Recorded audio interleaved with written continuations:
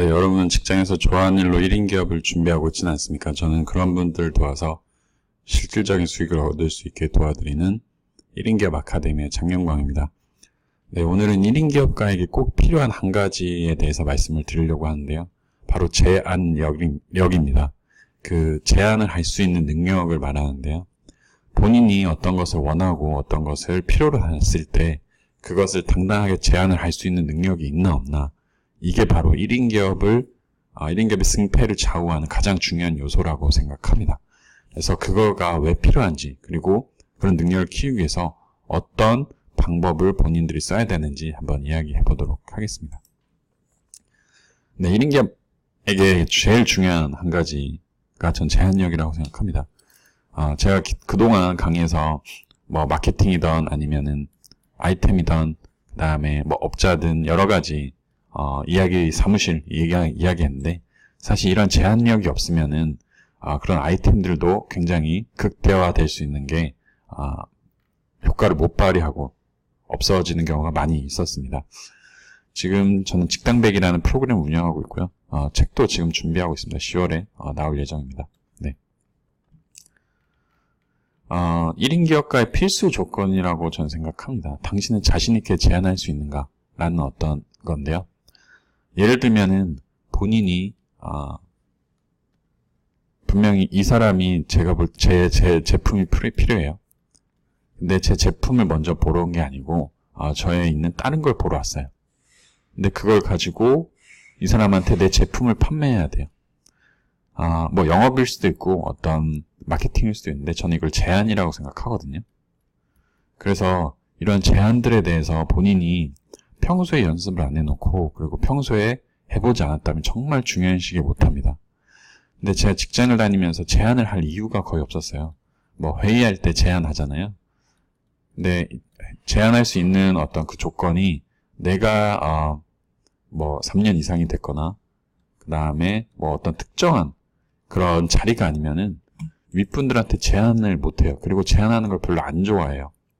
저도 이제 대표로 지금 지내고 있지만 실제로 직원들이 제안을 하는 거에 대해서 그렇게 긍정적인 부분은 없어요. 왜냐면은 내가 생각하고 내가 기획한 거에 대해서 그 직장이란 틀이죠. 틀 안에서 이 친구가 그거를 반론을 하는 제안들이 많거든요.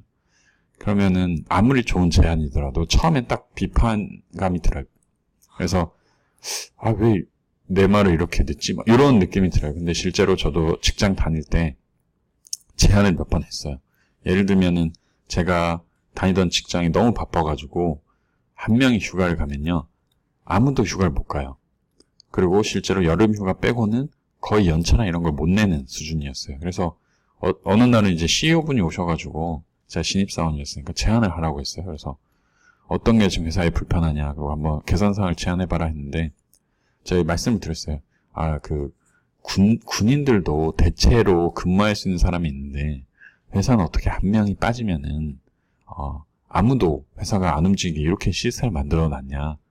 사람을 조금 더 뽑아서 이런 걸 좀 원활하게 하는 거를 했으면 좋겠다. 좀 휴가 갔을 때 조금 편안하게 했으면 좋겠다라고 했는데, 지금 생각하면 되게 좀 신입사원다운 발상인데, 근데 이때 웃더라고요. CEO가 너무 어이없어가지고.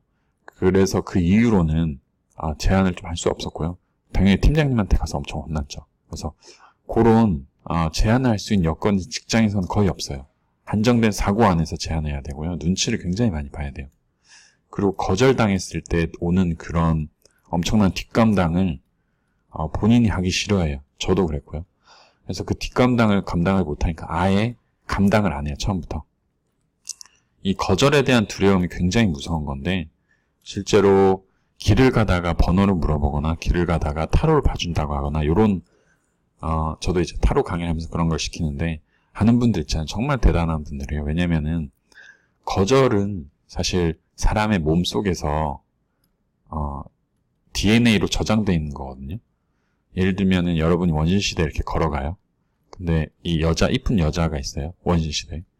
이 여자한테 나랑 결혼하자고 제안하는 건 뭐냐면요, 내 목숨을 걸고 하는 거예요. 왜냐면 이쁜 여자예요. 내가 반할 만한. 이 여자는 분명히 부족의 족장이 되고 있는 여자일 거거든요. 그럼 부족의 족장이 이 사실을 알면은 이 여자 거절해서 이르면은 제가 죽임을 당하거나 쫓겨나죠. 무리해서. 이런 DNA가 굉장히 많이 남아있기 때문에 어떤 제한을 못해요. 그리고 그 거절에 대한 그 두려움이 내부에 쌓여 있어요. 거절을 즐기는 사람은 하나도 없어요. 그 뭐 책 제목도 있는데 하나도 없습니다. 모두 다 그런 두려움을 줄이는 거지 없앨 수는 없다고 저는 생각합니다. 그래서 본인이 이제 제한을 여러 가지 방법으로 좀 해보셔야 돼요. 예를 들면은 돈에 대한 제한도 해보셔야 되고요. 조건에 대한 제한, 환경에 대한 제한도 해보셔야 돼요. 예를 들면 이제 제가 지금 소호 사무실을 쓰고 있는데 소호 사무실 쓰다가 보니까 얘가 마케팅을 너무 못해요. 온라인 마케팅을. 오프라인 되게 잘하시는데 제가 아무리 봐도 제가 도움을 드릴 수 있는 게 있어요. 근데 예전 같았으면은 이제 그분이 저한테 물어볼 때까지 가만히 있었을 텐데 제가 먼저 말씀을 드렸어요. 대표님 여기 사무실 조금 더 발전시킬 수 있는데 저는 마케팅을 잘하고요. 그 다음에 어떤 뭐 출판도 진행하고 있고요. 그 다음에 세미나도 진행하고 있고요. 그러니까 제가 도와드릴 수 있는 부분이 많이 있을 것 같습니다. 그래서 제 사무실을 좀 더 큰 데로 옮기고 거기에 대한 비용을 이런 부분에서 지원해 주셨으면 좋겠습니다 하고 제가 마케팅 교육과 어떤 별도의 교육을 해드리겠습니다 라고 제안을 먼저 드렸어요. 그랬더니 이제 그분도 대표 입장에서 고민을 하고 있었던 부분이에요. 온라인 쪽 마케팅이 안 되고 있다는 걸. 그래서 실제로 그분도 오케이를 하셨고 교육을 한 2달 동안 진행을 하면서 비용을 받고 진행을 했던 적이 있습니다. 그래서 돈적인 부분에서도 제한을 계속 해보셔야 돼요. 거절당할 수 있어요. 돈도. 너무 무리해서 거절당할 수 있고 너무 금액이 작아서 거절당할 수도 있어요. 그리고 조건. 그러니까 내가 그러니까 파트너한테만 제한을 한다고 생각할 수 있는데 실제로는 직원들한테도 제한을 해야 되고요. 그 다음에 여러 가지 사업 플레이어들한테 제한을 해야 돼요. 업자들한테도 제한을 해야 되고. 그러니까 이 제한을 한정 짓지 마세요. 조건과 환경과 사람을 한정 짓지 말고요. 계속해서 해보는 연습을 해야 됩니다. 제한력을 이제 제한이 중요하다는 걸 알았잖아요. 키우는 방법을 제가 좀 생각해 봤는데 하루에 3개 이상 좀 무조건 제한을 한번 해보는 거예요. 그래서 간단하게 카톡으로 제한을 드려도 되고요. 그 다음에 무리하게 뭐 메일로 쓰거나 전화로 하셔도 되고요. 그래서 사업과 관련된 제안을 꼭 해보세요. 그게 1인 기업가에게 저는 굉장히 필요하다고 생각합니다. 예를 들면은 주변에 오프라인 강의를 굉장히 잘하는 분이 있어요. 그분이 온라인 강의를 못해요. 그럼 제가 제안을 하는 거죠. 제가 오프라인 강의를 온라인으로 옮겨드릴 테니까 거기에 대한 비용을 몇 프로를 주세요. 네, 이렇게 제안을 한번 해보는 거예요. 거절할 수 있죠. 그리고 싫다고 할 수 있고 관계도 깨질 수도 있어요. 거기에 대한 건 좀 이따 말씀드리겠습니다. 하루에 3개 이상 꼭 해보시고요. 댓글로 그런 제안들 해보신 내용을 달아주시면 제가 피드백을 드리도록 하겠습니다. 두 번째는 평범한 제안을 좀 하시면 안 돼요. 예를 들면은 내가 이 사람한테 도움을 줬을 때 분명히 제가 20% 받으면 적당해요. 근데 이렇게 제안하시면 안 되고요. 처음에 50%를 제안하는 거예요. 무리하게. 그럼 이 사람이 깜짝 놀랄 거 아니에요. 그리고 너무 어이없어 할 거 아니에요. 이때부터 이제 협상이 되는 거예요. 근데 내가 20%가 딱 적당하다고 생각하고 제안을 들어가면은 정말 20%를 받거나 아니면은 10% 받고 끝나버립니다. 협상이. 그리고 본인도 20%를 딱 제안을 했을 때 20%에 대한 일만 하고요. 어떤 본인의 어떤 능력이나 그런 가치가 늘어나지 않아요. 그래서 무조건 무리한 제안을 좀 해보세요. 직원들한테도 똑같습니다. 제안을 할 때, 일을 줄 때도 그냥 이 친구가 3일 정도 할 수 있으면 한 5를 주고요. 네가 이걸 달성했을 때 내가 거기에 대한 성과금을 주겠다. 이런 제안을 계속 해보시는 게 굉장히 좋습니다. 알바를 쓰고 계시다면 알바한테도 제안을 해보고요. 그리고 마지막으로는 제안을 해보시고 최악의 상황을 계속 고려해보세요.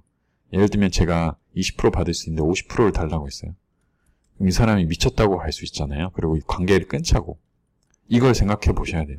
관계를 끊었을 때 내가 이 최악이잖아요. 지금 당장 문제가 생기지 않나. 그리고 최악의 상황을 고려했는데 나한테는 별거 없어요. 그러면은 제안하는 거예요. 무리하게. 예. 예를 들면 이제 저기 있죠. 제가 이제 예를 들면 뭐 영상 제작을 해드려요. 근데 제가 봤을 땐 분명히 이거는 한 30만 원짜리인데 이분한테는 50만 원 제한을 해드려도 될 것 같아요. 왜냐면 그 가치나 본인의 자본력이 다르기 때문에. 그래서 영상을 하나 팔 거를 두 개를 묶어서 50만 원의 제한을 드려요. 근데 최악의 상황은 이 사람하고 관계가 끊어지는 거예요. 그쵸? 아니면 제가 욕먹을 수도 있죠. 끼어 판다고. 근데 제 입장에서는 이게 나쁜 게 아니에요. 30만 원짜리를 10만 원 할인해서 두 개를 제작하는 게 실제로는 더 좋거든요. 그래서 10만 원 깎아서 해준다는데 본인이 안 맞으면 하나만 하시겠죠? 예. 그래서 1+1 상품도 있잖아요. 홈플러스 가면은. 네. 그래서 여기 이런 데도 계속 제안을 하는 거예요. 고객들한테. 네가 하나 사도 좋은데 두 개 사면 더 싼데 왜 하나 사? 이런 제안을 계속 하는 거거든요. 그래서 1+1 상품이 있다고 우리가 이마트를 안 가나요? 홈플러스를 안 가나요? 그런 건 아니잖아요. 제품이 좋거나 정말 합당한 제안. 그러면은 최악의 상황을 고려했을 때 굉장히 본인의 제안을 할 수 있는 범위가 넓어진다고 저는 생각합니다. 네, 네이버 카페 1인기업 아카데미라고 있고요. 거기에 자료를 좀 올려놓고 있습니다. 그리고 카톡 단톡방이 있는데 거기에다가도 이제 좋은 자료를 많이 공유하고 있고요. 직당백 타로 오프라인 강의가 있습니다. 그래서 타로 강의도 진행하고 있습니다. 책 구매는 이제 1만 원에 1인기업 아카데미에 들어오셔서 시청하실 수 있고요. 직당백 온라인 강의도 있으니까 온라인으로 듣고 싶으신 분들은 연락 주시면은 네, 온라인으로 보내드리도록 하겠습니다. 네, 감사합니다.